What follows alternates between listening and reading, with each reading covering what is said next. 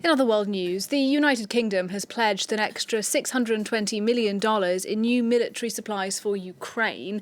That includes long-range missiles and ammunition. Rishi Sunak, the Prime Minister, is in Warsaw today, meeting his Polish counterpart Donald Tusk, as well as the NATO Secretary-General Jens Stoltenberg. This for talks about further aid to Ukraine in the future. The British cash injection comes days after American lawmakers unblocked $60 billion of aid that aimed at helping Ukraine defend its front lines in the east of the country. To tell us a bit more, Angela Diffley, our foreign editor, is with me now. And Angela, that $60 billion of American military aid should be arriving soon. Will it have a big impact in your view?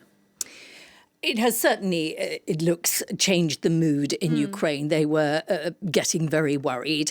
Biden and Zelensky spoke yesterday. Biden said he will be signing off it by the end of this week, and that aid, that military hardware, should arrive very, very quickly. They will be supplying not much detail on what, but air defense strengthening capabilities, long-range missiles, we know, and much needed ammunition. So Ukraine has made it very clear they are immensely grateful. They were getting very, very worried.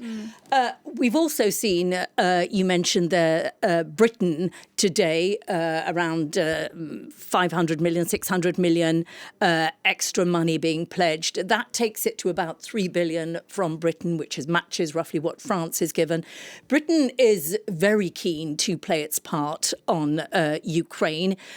For one thing, it's a way of offsetting the damage to its relations with the European Union over Brexit. Britain has considerable military heft in terms of its defence industry, and this is a good way of repairing relations. It's also quite a popular cause in Britain.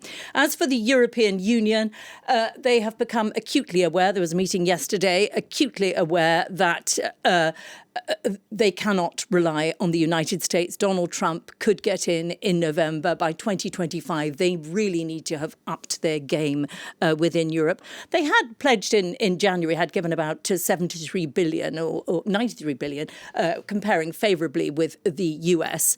But they need to really ramp up the defence industry in the European Union if this is to be a long-term situation where they can help Ukraine and defend their own borders.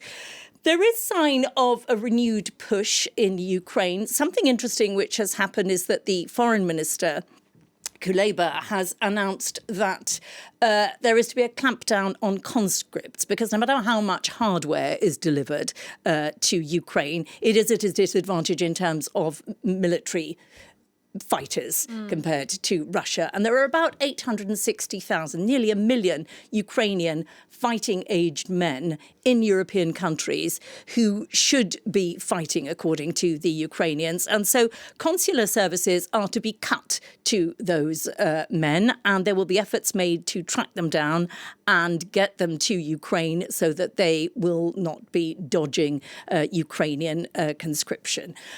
So all of that signals a new mood in Ukraine, a push.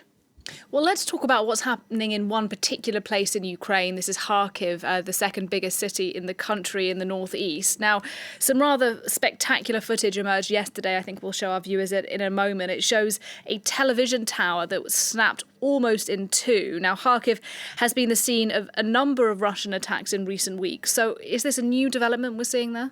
There is certainly an emphasis on Kharkiv. Zelensky says that it is simply an attempt to intimidate the population of Kharkiv, that the idea is to pick a very visible target which will spread fear, that the population will become frightened and more of them will be convinced to leave the city. That is something he is trying to push back on. It's important for him to stem any idea that Kharkiv should be evacuated.